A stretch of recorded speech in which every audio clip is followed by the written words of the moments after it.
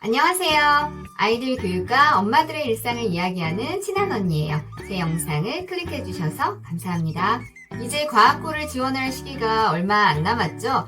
제가 그동안 저희 아들의 개인정보를 누출하면서 과학고 입시 경험담을 다 풀어놓았는데요. 저희 아들이 자신의 개인정보를 공개해도 좋다, 이런 허락을 해주고 또 지금까지 도움을 많이 주었어요. 저희 어머니의 영상 좋아요와 구독 눌러주세요. 감사합니다. 지금부터는 저희 아들의 자소서를 일부 살펴보면서 지난번에 빠진 내용을 중심으로 이야기해보려고 해요. 자소서는 어차피 한 번 쓰면 더 이상 다른 곳에 재사용할 수 없는 문서이기 때문에 제가 이렇게 쉽게 공개할 수 있다고 생각하고요. 이전 영상에서 제가 저희 아들이 자소서를 잘 썼다고 했었는데 이번에 제가 대입을 마친 엄마의 눈으로 다시 읽어보니까 저희 아들이 쓴 자소서는 과학고를 생각하는 학생이면 누구나 쓸 수 있는 수준의 글이네요. 이번에 저희 아이가 졸업한 학교의 입학 전형을 살펴보니까 예전과 똑같은 문항도 있고 변경된 내용들도 있는데 일단 변경된 내용도 글의 표현 방식과 글자 수가 조금씩 변한 거지 물어보는 내용 자체는 거의 비슷하고요. 다른 과학고들의 자소서 문항도 살펴보니까 내용이 거의 다 비슷하더라고요. 먼저 중요한 문항부터 살펴볼게요. 지원자가 과학 분야에서 자기 주도적으로 수행한 탐구 사례를 자세하게 기술하시오. 그 탐구 사례의 주제, 동기, 과정, 결과를 쓰고 그것이 자신에게 어떤 영향을 주었는지 구체적으로 설명하시오.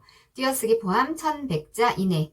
중학교 재학기간 또는 최근 3년간 수행한 활동을 작성하고 자신의 열정, 성장 가능성, 창의성이 드러나도록 기술하시오.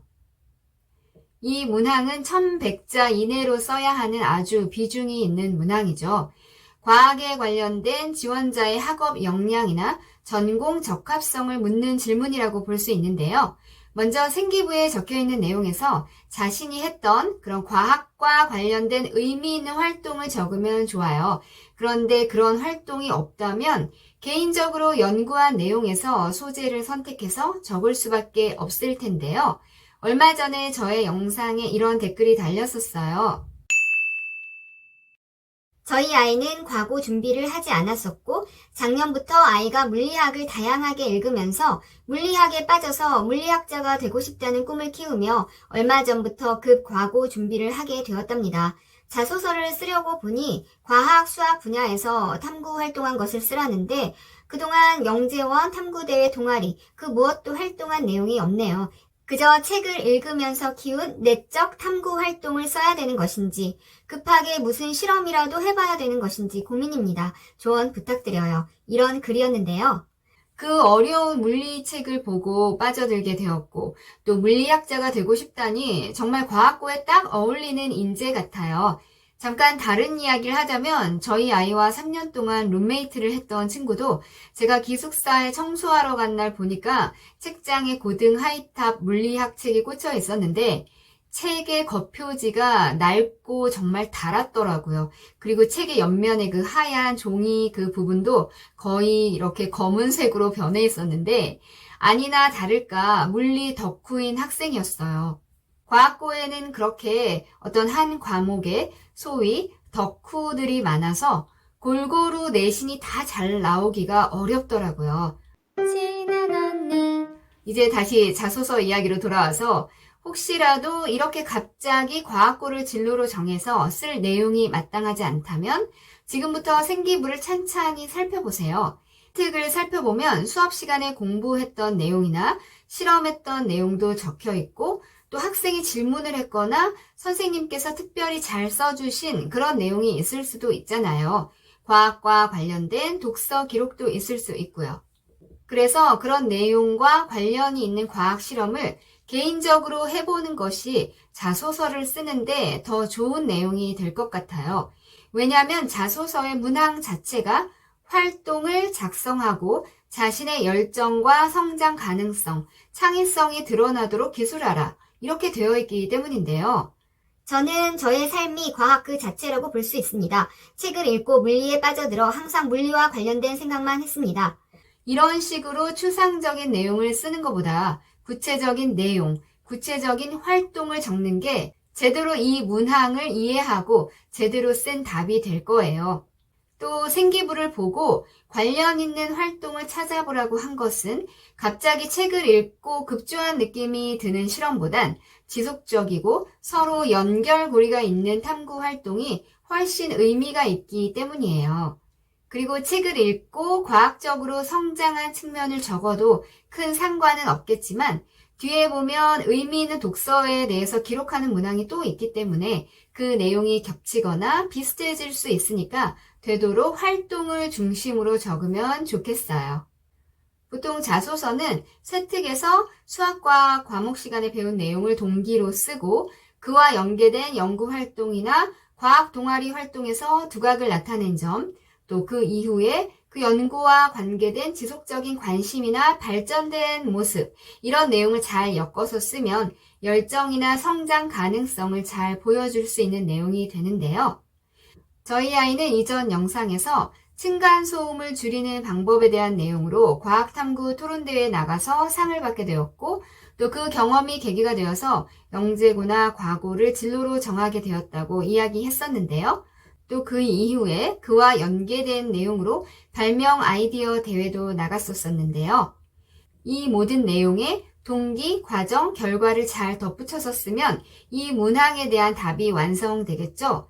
저희 아이는 친구들이 나가자고 해서 그 대회에 나갔는데 이 문항의 어떤 동기 부분에 친구들 덕분에 대회에 나갔다 이렇게 고질고대로 적지 않았고요. 그렇다고 해서 굳이 없는 내용을 지어낼 필요도 없어서 저희 아이는 저는 2학년 과학탐구 대회 때 사회적 문제로 대두되고 있는 층간소음을 과학적으로 해결하기 위한 방법을 탐구해 보았습니다. 라고 적었네요. 친한 언니. 이건 과학고 자소서에 제출했던 내용이라 경어체로 잘 썼네요. 지난번에 제가 말씀드렸지만 저희 아이는 영재고 지원 시에 자소서를 모두 일기 혹은 자신만의 독백처럼 뭐뭐를 했다, 그리고 뭐뭐를 결심했다, 이런 어투로 자소서를 작성했다고 말씀드린 적이 있죠. 그래도 1차 자소서 평가는 거의 통과했었는데요. 아무튼 자소서는 선생님들이 읽고 평가하는 거니까 반드시 경어체로 쓰기로 해요.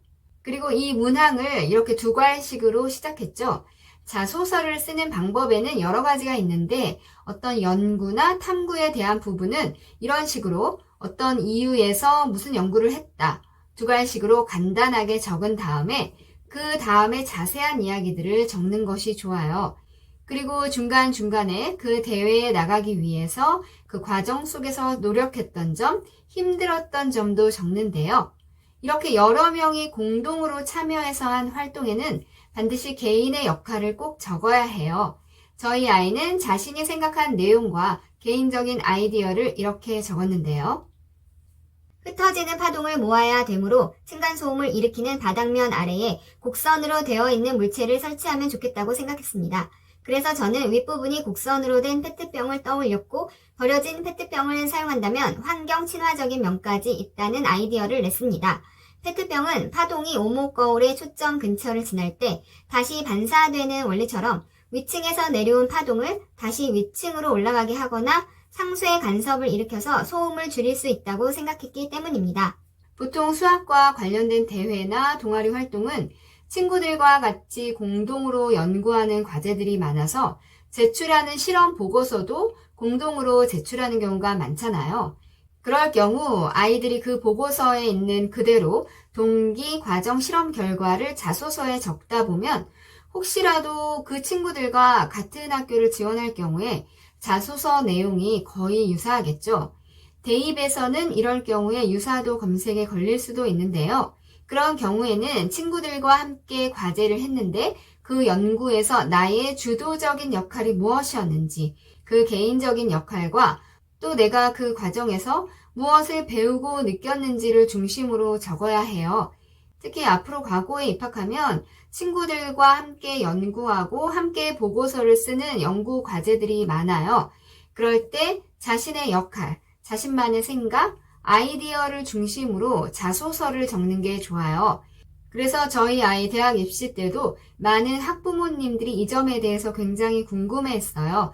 아이들이 공동으로 어떤 주제를 연구했을 때 자소서의 그 내용이 비슷할 경우에 그런 것들이 유사도 검색에 걸리는지 뭐 그런 것들을 대학 입시 설명회나 대학 입학처에 공식적으로 어머님들께서 많이 물어봤었는데 그때도 똑같은 대답이 왔었어요. 나의 주도적인 역할, 나의 개인적인 역할, 그리고 그 속에서 배우고 느낀 점, 그런 점 위주로 자소서를 작성하면 된다고 이렇게 이야기를 들었었는데요. 이 부분을 반드시 명심해 주세요. 그리고 저희 아들은 결론 부분에 이렇게 적었어요.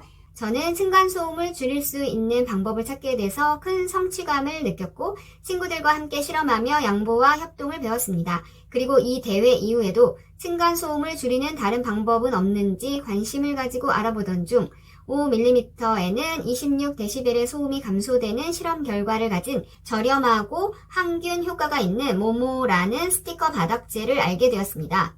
그래서 3학년 발명 대회 때 이 모모 재료와 황토, 스펀지 등을 압축하여 슬리퍼에 부착해서 층간소음을 줄일 수 있는 슬리퍼를 만들어 보았습니다. 발명 아이디어는 연구하며 노력하는 과정에서 우연한 발견으로 얻어질 수 있다고 새삼 느끼게 되었습니다. 한 가지 주제로 연계된 또 다른 활동을 했다는 것이 좋은 포인트는 되는 것 같은데 결론 부분이나 또 배우고 느낀 점에서 어떤 눈에 확 띌만한 내용은 없는 아주 평범한 자소서인 것 같아요. 그래도 과학고에 합격했으니까 자소서를 어떻게 쓸까 고민이신 분들은 망설이지 말고 자신이 알고 있고 경험한 범위에서 자신 있게 쓰시면 될 것 같아요. 다음 이야기는 실전 자소서 2편에서 알려드릴게요. 다음 편에서 또 만나요. 구독과 좋아요 꼭 눌러주세요.